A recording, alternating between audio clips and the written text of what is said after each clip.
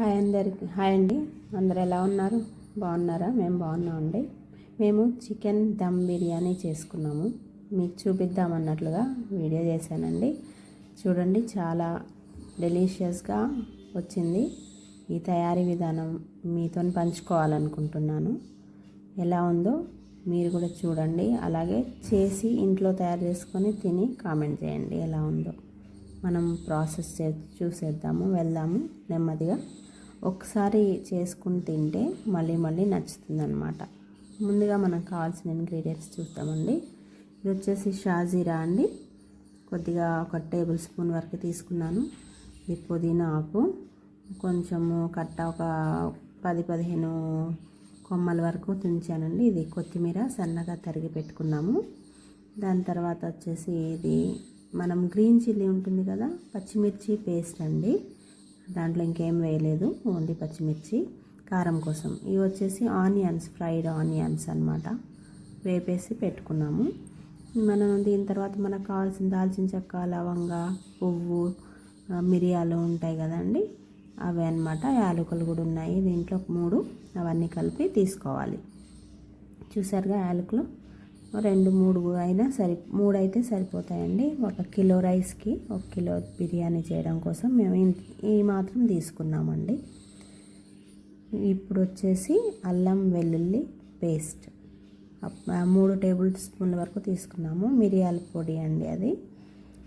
ఇది వచ్చేసి మనకి garam masala powder 2 table spoons తీసుకున్నాము. ఇది చూసారుగా, ఇందులో స్టార్ ఫ్లవర్ ఒకటి, అవి మిగతావి ఉప్పు సరిపడా టేస్ట్కి, కారం దానికి టేస్ట్ సరిపడా, పసుపు, మళ్ళీ జీరా పౌడర్ తీసుకున్నామండి. మేము వచ్చేసి కేజీ చికెన్ తీసుకున్నాము బిర్యానీ కోసం. దాంట్లో కొద్దిగా పసుపు నీట్గా కడిగి పెట్టుకున్నాక దానిలో మనము వాటర్ మొత్తం తీసేసిన తర్వాత అందులో పసుపు కొంచెం, ఇందాక మనం చూసాం కదా కావాల్సిన ఇంగ్రీడియంట్స్లో, ఫస్ట్ పసుపు, కారము, మీరు టేస్ట్కి తగ్గట్టుగా తీసుకోండి. మేము కొంచెం తక్కువ తింటామండి, మా కారం ఎక్కువ ఉండదు, ఘాటు ఉండదు. 2 టేబుల్ స్పూన్స్ వరకు తీసుకున్నాము. గరం మసాలా, అలాగే జీలకర్ర పౌడర్ ఉంటే అది కూడా 1 టేబుల్ స్పూన్ వరకు దాంట్లో మిక్స్ చేసుకోవాలి. ఇప్పుడు కొద్దిగా ఉప్పు టేస్ట్కి సరిపడా ఉప్పుని చల్లేసి మంచి చక్కగా ముక్కలకి పట్టేలాగా పట్టించాలన్నమాట. దాంట్లోనే మనం వెల్లుల్లి పేస్ట్ చేసాం కదా, అల్లం వెల్లుల్లి, అది కూడా కలిపేసుకోవాలండి.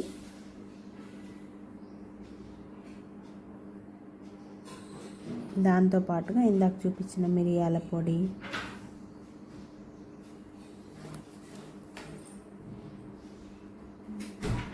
గరం మసాలా పౌడర్,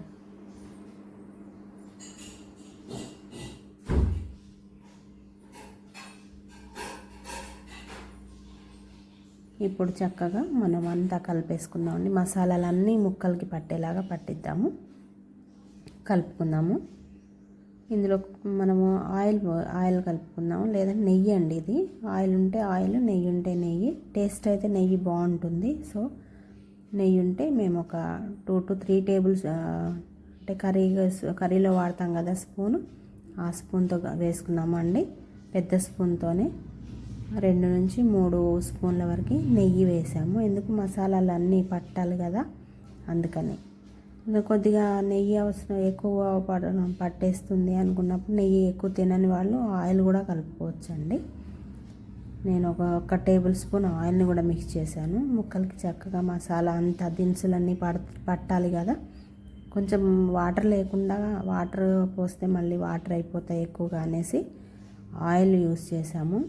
ముక్కలకి మసాలా చక్కగా పట్టాలి కదా అనేసి నెయ్యితో పాటుగా ఆయిల్ అన్నమాట. చక్కగా ఇలా కలిపేసుకోవాలండి ముక్కలకి అంతా పట్టేలాగా. ఇందులోనే మనము ఇందాక మిక్సీ పట్టి ఉంచుకున్నటువంటి పచ్చిమిర్చి పేస్ట్ అండి. అంటే మనం కారం కలిపాం కదా, ఆ కారంలో ఘాటు ఎక్కువ ఉండదు కాబట్టి నేను ఒక 2 టేబుల్ స్పూన్స్ వరకు వేసాను. దీంట్లోనే మనం ఫ్రైడ్ ఆనియన్స్ ఉన్నాయి కదా, అవి కూడా చక్కగా కొద్దిగా క్రష్ చేసి వేసుకోండి. నేను అలాగే వేసాను, ఎందుకంటే మిక్స్ చేసేటప్పుడు ఇలాగో క్రష్ అయిపోతుంది కదా అన్న ఆలోచనతో. మీరైతే చేతితో స్మాష్ చేసేసి అందులో చక్కగా ముక్కలు వేసే ఆ యొక్క చికెన్ పీసెస్లో వేసేయండి. ఇప్పుడు చక్కగా మనం దాన్ని కలిపేసుకున్నాం. మిగిలిన ఏమన్నా ఇంగ్రీడియంట్స్ ఉంటే అవి కూడా కలిపేద్దాము. ఏంటి అంటే కొత్తిమీర పుదీనా కట్ చేసి పెట్టుకున్నాం కదా, అది కూడా ఇందులో మనం మిక్స్ చేసుకుందామండి. ఆ ఫ్లేవర్ అనేది చక్కగా వచ్చేస్తుంది అనమాట, ముక్కలకి పడుతుంది అనేసి ముందే మనము మ్యారినేట్ చేసుకునేటప్పుడే పుదీనాను కొత్తిమీర వేసామనుకోండి, దాంట్లో ఉన్న ఫ్లేవర్స్ అన్నీ కూడా చక్కగా ముక్కలకి పడతాయి. కాబట్టి మనం అందులో వేసుకున్నాం ముందుగానే ఇలా కలిపేసుకొని ఇందులో మనం ఇప్పుడు పెరుగు అండి, 1/2 లీటర్ కంటే తక్కువ, 1/4 లీటర్ కంటే కొద్దిగా ఎక్కువ పెరుగుని ఈ పీసెస్లో మనం వేసేసి ముక్కలకి పట్టేలాగా పెరుగు కూడా ఇప్పుడే మనం కలిపి పెట్టేసుకోవాలి. సో దీనికోసం నేను నార్మల్గానే పెరుగుని వాటర్ ఏమీ తీసేయలేదండి, నార్మల్గానే వేసాను. ఎందుకంటే ముక్కలు ఉడకాలి కదా, దమ్ బిర్యానీ కాబట్టి మనం వాటర్ ఎక్కువగా లేకుండా ఈ చికెన్లో నుంచి వచ్చే వాటరు ప్లస్ పెరుగులో వచ్చే వాటర్ ఏదైతే ఉందో దాంతోనే ఉడికిద్దామన్నట్లుగా 1/2 లీటర్ కంటే తక్కువ, 1/4 లీటర్ కంటే ఎక్కువ, 1 కప్ అనుకోండి. నేను ఇందాక మెజర్మెంట్ ఆ కప్ చూశారు కదా, ఆ బౌల్ నిండా పెరుగుని తీసుకున్నామండి. ఇలా చక్కగా ముక్కలకి పట్టేలాగా, కొంచెం పెద్దగా ఉన్నాయి కదా పీసెస్, బిర్యానీ పీసెస్ అండి, సైజు అలా తీసుకొచ్చాం. బిర్యానీ పీసెస్కి పెద్దగా ఉంటాయి కాబట్టి కొంచెం కలపటం చేత్తో అయితేనే ఈజీగా మూవ్ అవుతున్నాయి అన్ని ముక్కలు కూడా. స్పూన్తో అయితే కలవటం కష్టమవుతుంది కాబట్టి చేత్తోనే చక్కగా కలుపుకున్నాము. చూడొచ్చు మీరు ఎలా అయితే మిక్స్ చేస్తున్నామో, అడుగు భాగంలో ఉన్న పీసెస్కి కూడా పట్టేలాగా, పైన ఉన్న పీసెస్కి కూడా మసాలా దినుసులు అన్నీ పట్టేలాగా చక్కగా కలుపుకోవాలి. అన్ని ముక్కలకి మసాలా పడితేనే మనకి ఉడికినప్పుడు ఆ యొక్క టేస్ట్ అనేది ముక్కకి చెప్పగా లేకుండా ఆ పీస్ అనేది చాలా బాగుంటుందన్నమాట. సో అలా కలిపి పెట్టుకోవాలండి. ఈ కలిపిన ఈ యొక్క మ్యారినేట్ చేసుకున్న దాంట్లో కొద్దిగా మనము మిగిలినటువంటి కొంచెం ఆనియన్స్ ఉంటే అవి కూడా చల్లాము. దాంతోపాటు రోజ్ పెటల్స్ వేసామన్నమాట. రోజ్ పెటల్స్ మనము బిర్యానీలోకి వేసుకుంటాం, మేము వాడతామండి. ఇంట్లో చెట్లవే రోజ్ పెటల్స్. ఇంకా కొంచెము కొత్తిమీర పుదీనా మిగిలింది, అది కూడా వేసేస్తే ఇప్పుడు మనం దీన్ని చక్కగా ఫ్రిడ్జ్లో పెట్టుకోవాలండి. 1 అవర్ ఆర్ 2 అవర్స్ 2 అవర్స్ పెట్టుకుంటే చాలా బాగా మ్యారినేట్ అయిపోతుంది అనమాట. అన్ని పీసెస్కి మసాలా అంతా పట్టేస్తుంది. ఆ యొక్క ఉప్పు కానీ కారం కానీ ఆ యొక్క గరం మసాలా ఫ్లేవర్స్ కానీ అవన్నీ, పుదీనా ఆకు అవన్నీ కూడా మంచి ఫ్లేవర్ ఇవ్వడానికి మనం ఫ్రిడ్జ్లో పెట్టుకున్న టైం ఏదైతే ఉందో అది 1 నుంచి 2 అవర్స్, మేమైతే 2 అవర్స్ ఉంచామండి. సో దానికి మంచిగా ఫ్లేవర్స్ వస్తాయి, ముక్క కూడా బాగా ఉడుకుతుంది. ఇప్పుడు మనము అది ఫ్రిడ్జ్లో పెట్టేసాక ఇప్పుడు మనం రైస్ ఉడికించుకోవడానికి కావాల్సిన 1 కేజీ రైస్కి అండి వాటర్ తీసుకున్నాము, బాస్మతి రైస్. అందులో ఇందాక మీకు చూపించినట్లుగా ఆ యొక్క దాల్చిన చెక్క, లవంగాలు, ఇందులోనే బిర్యానీ ఆకు మేమైతే ఎక్కువ వేసామండి, కొంచెం ఫ్లేవర్ మంచిగా వస్తుంది అనేసి 3. మీకు ఇష్టమైతే ఒకటే వేసుకోండి, లేదంటే ఎక్కువ యూజ్ చేసుకునే వాళ్ళు కూడా వేసుకోవచ్చు. ఇందులో జాపత్రి, జాజికాయ, స్టార్ పువ్వు ఉంటుంది కదా, అవన్నీ కలిపి మిక్స్ చేసినటువంటి దినుసులు అండి, మసాలా దినుసులు. ఇది వచ్చేసి షాజీరా అండి, 1 చిన్న టేబుల్ స్పూన్. మీ ఇష్టం, ఎక్కువ స్మెల్ బాగుండదు అనుకుంటే స్కిప్ చేయొచ్చు. అది వేస్తే ఏంటంటే మంచి స్మెల్ అనేది ఎక్కువ మంచిగా వస్తుంది అనమాట ఆ రైస్లో. సో అందులో మనము వాటర్ మరిగించుకునే దాంట్లోనే వేసుకోవాలి ఇవన్నీ కూడా, ఈ మసాలాలు. కొత్తిమీర అండి, కొత్తిమీర, తర్వాత దీంట్లోనే పుదీనా ఆకులు కొన్ని వేసేసుకోవాలండి. మీ ఇష్టం ఉంటేనే, కొంతమంది పుదీనాని స్మెల్ నచ్చదు, బట్ బిర్యానీ కదండి, పుదీనాను కొత్తిమీర కంపల్సరీగా వేసుకోవాలి. వేసుకుంటే టేస్ట్ బాగా వస్తుంది అన్నమాట. రైస్ ఉడికించేటప్పుడు మనము ఒక 4-5 పచ్చిమిర్చిని చీలికలన్నమాట కట్ చేసుకొని సన్నగా ముక్కలు వేసుకుంటే నోట్లో తినేటప్పుడు కారం ఎక్కువైతే పిల్లలు ఉంటారు, ఇష్టపడరు కారం ఎక్కువ తినని వాళ్ళు. సో ఇలా వేసుకున్నాం అనుకోండి, మనకి తినేటప్పుడు వచ్చినా పక్కన తీసి పెట్టడం కోసం మేము అలా చీలికలు వేసుకున్నాము. దాంతోపాటుగా నిమ్మకాయ జ్యూస్ అండి వేసిన తర్వాత ఆ ముక్కలు ఏదైతే ఉంటాయో అవి కూడా నిమ్మకాయ ముక్కలు వేసేస్తాం. ఎందుకు అంటారేమో, రైస్ ఏదైతే మనం ఉడికిస్తామో ఆ రైస్ మొత్తము ఒకదానికి ఒకటి మెతుకు అతుక్కోకుండా ఉండడం కోసం అది చక్కగా సపరేట్గా అయిపోయి ఉడుకుతుంది అన్నమాట. ఇందాక చూపించినటువంటి యాలకులండి, ఆ యాలకులు కూడా వేసేసాము. ఫ్లేవర్ ఎక్కువ కావాలనుకుంటే ఇంకా ఎక్కువ దాన్ని దంచి క్రష్ చేసి కూడా వేసుకోవచ్చు, కానీ ఇలానే వేస్తామండి ఈ రైస్ ఉడికించుకోవడంలో. ఎందుకంటే మసాలాలలో ఉంటుంది కాబట్టి. మనం పౌడర్ వేసాం కదా గరం మసాలా, అందులో వేసుకున్నాం ఆల్రెడీ. ఇప్పుడు మనము నెయ్యి కానీ లేదు అంటే 1 స్పూన్ 2 స్పూన్లు నూనె కానీ వేసుకోవాలండి. ఆ రైస్ చక్కగా ఉడకటం కోసం, పలుకులుగా రావడం కోసం ఎసరు పెట్టుకుంటాం కదా, ఆ వాటర్ అండి అవి. రైస్ మీరు ఎంత తీసుకుంటే దానికి సరిపడా వాటర్ తీసుకోండి. కొలతలు అంటే మేము అందాజా వేసామండి, కేజీకి సరిపడా. ఎందుకంటే ఈ వాటర్ మనం వంపేసుకుంటాం ఉడికిన తర్వాత, మరిగించుకొని మంచిగా చక్కగా మరగాలి. ఇందులో ఉప్పు కూడా వేయాలి.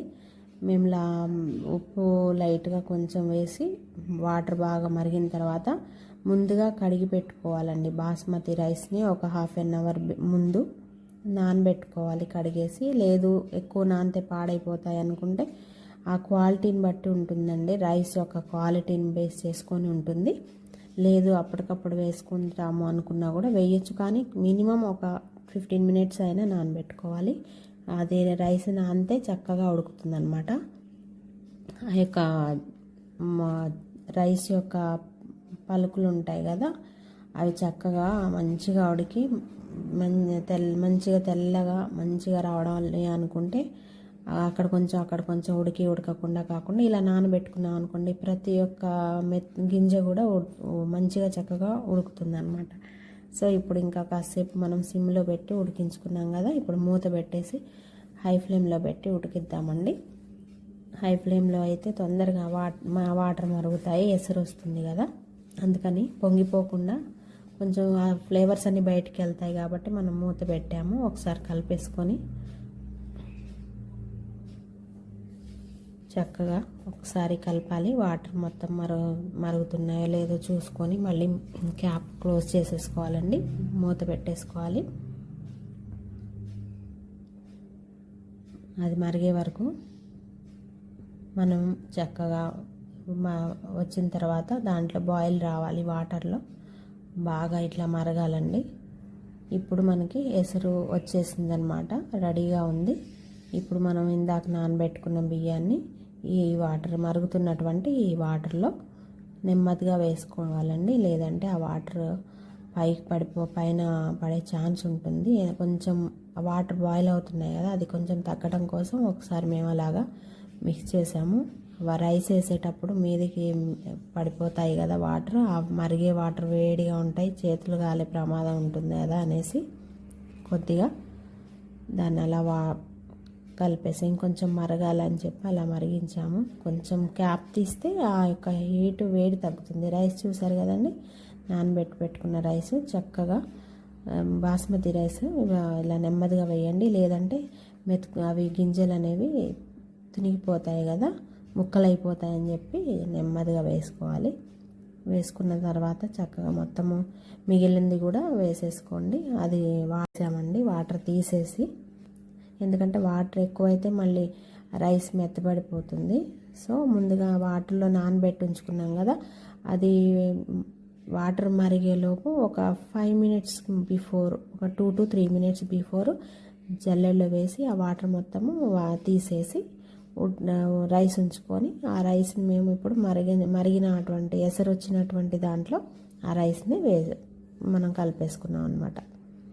ఇప్పుడు నెక్స్ట్ వచ్చేసి చక్కగా ఇందులో క్యాప్ పెట్టేసి 70% ఉడికినా చాలండి. రైస్ మనకి సరిపోతుంది. మరి 75% 80% ఉడకాల్సిన అవసరం లేదు. ఒక 5 మినిట్స్ 10 మినిట్స్ ఉడికించుకోవాలండి. లో ఫ్లేమ్ కాకుండా మీడియంలో పెట్టి ఉడికించండి. ఎందుకంటే ఆల్రెడీ మరుగుతున్న వాటర్ కాబట్టి మేమైతే అలాగే మీడియం ఫ్లేమ్లో పెట్టి ఉడికించామండి. చూడొచ్చు మీరు. చక్కగా ఇలా క్యాప్ పెట్టేసి ఉడికించండి. త్వరగా ఉడుకుతుంది, టైం ఎక్కువ తీసుకోదన్నమాట. దాంట్లో ఉన్నటువంటి ఆవిరి మొత్తము, ఆ హీట్ మొత్తాన్ని బయటికి పంపించకుండా చక్కగా క్యాప్ పెట్టి ఉడికించుకోవాలి.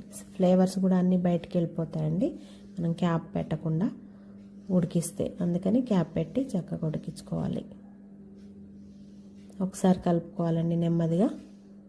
మొత్తం అడుగు నుంచి పై మొత్తం కూడా ఉడకాలి కదా, అందుకని ఇప్పుడు నెమ్మదిగా ఉడుకుతుంది. స్టార్ట్ అయింది. ఇప్పుడు చూసారు కదా బాగా బాయిల్ అవుతున్నాయి వాటర్. దాంతోపాటుగానే ఆ రైస్ కూడా చక్కగా ఉడుకుతాయి అన్నమాట. ఈ టైంలో చూస్తున్నారు కదా ఎలా ఉడుకుతున్నాయో, వాటర్ కింద నుంచి బాయిల్ అవుతున్నాయి. దాంతోపాటుగానే మెతుకులన్నీ కూడా చక్కగా రైస్ మొత్తం కూడా చక్కగా ఉడకడానికి మంచి అవకాశం అనమాట. ఉప్పు అండి, కొద్దిగా ఉప్పు వేసాము. మేము గల్లుప్పు వేసామన్నమాట, సాల్ట్ వేయలేదు. చక్కగా వాటర్లో మరీ ఎక్కువ అక్కర్లేదండి, ఎందుకంటే మనం ఇందాక చికెన్లో 3 టేబుల్ స్పూన్స్ వరకు వేసాం కదా చికెన్ పీసెస్కి పట్టడం కోసం. ప్లస్ చక్కగా మ్యారినేట్ అయిన తర్వాత పీసెస్ ఆ గ్రేవీలో కూడా ఉప్పు అనేది సరిపోయేలాగా వేసాము. కావాలనుకుంటే ఇంకొంచెం తర్వాత అయినా వేసుకోవచ్చు టేస్ట్ చూసుకొని.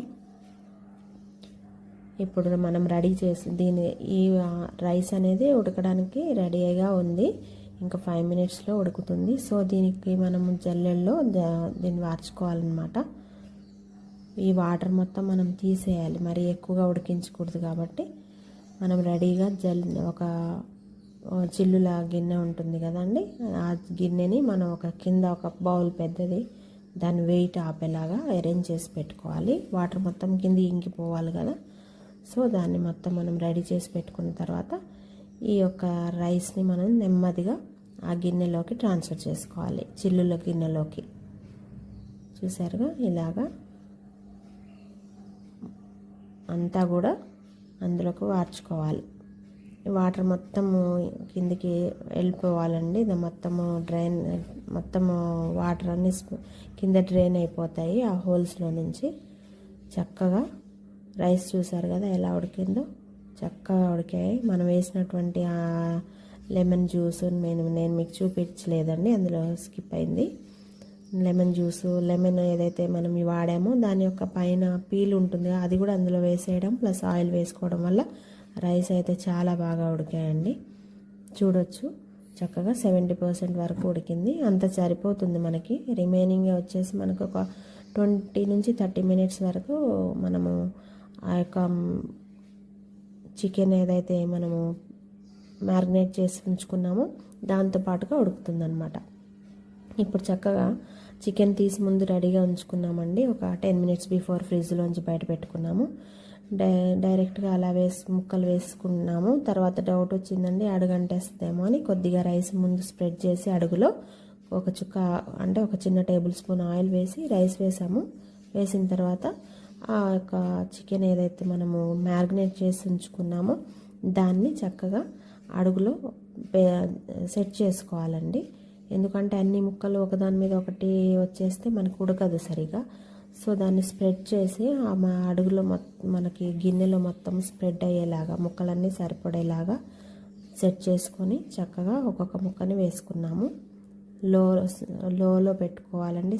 హై ఫ్లేమ్ వచ్చేసి సిమ్లో ఉంచుకొని వేసుకోవాలి. ఇలాగా చక్కగా ఇందులో ముక్కల్ని పేర్చుకోవాలి ఒక్కొక్కటి. చూస్తున్నారు కదా ఈ విధంగా. ఆ గ్రేవీ చక్కగా పట్టింది కదా, చూస్తున్నారా ఒక్కొక్క పీస్కి ఎలా గ్రేవీ వస్తుందో స్పూన్తో తీస్తుంటే. అలానే మనం దాంట్లో గిన్నెలో వేసుకోవాలి. నెమ్మదిగా వేసుకున్న తర్వాత రైస్ ఏదైతే 70% మనం ఉడికించి పెట్టుకున్నామో ముందుగా వాటర్ అంతా డ్రైన్ చేసి దాన్ని నెమ్మదిగా ఇలా స్పూన్తో పైన ఒక లేయర్ పరుచుకున్న తర్వాత రిమైనింగ్ రైస్ని మనం ఇందులోకి ట్రాన్స్ఫర్ చేసుకుందాము. చూడండి మీరు చక్కగా ఇలా నెమ్మదిగా వేయాలండి. ఎందుకు అంటే మొత్తం కూడా ఒక సైడ్లో పడిపోకుండా ఒక సైడ్కి వచ్చేసేయకుండా రైస్ మొత్తం కవర్ అవ్వాలి, పీసెస్ మీద కవర్ అవ్వాలి అనేసి ఇలా వేసి స్ప్రెడ్ చేసాము నెమ్మదిగా రైస్ని.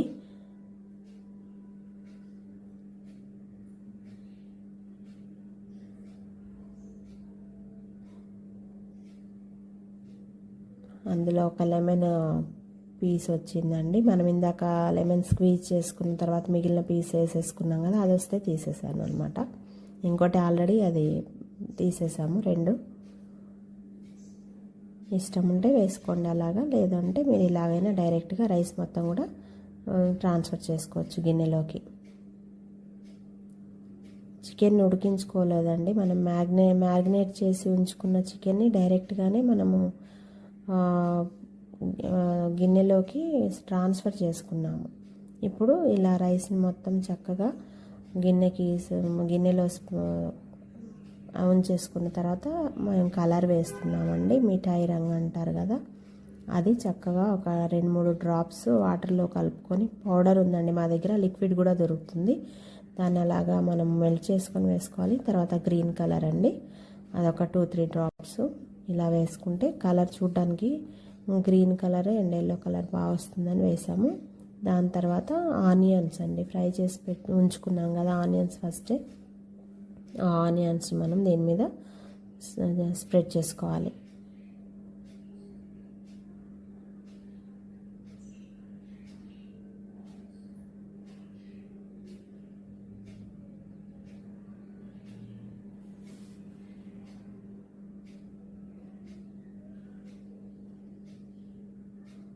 చాలా బాగా కనిపిస్తుంది కదండి, పింక్ రెడ్డిష్ ఆనియన్స్ కలర్. దాంతోపాటుగా కొత్తిమీర, పుదీనా మనం ఈ రైస్లో వేసుకుంటున్నామండి.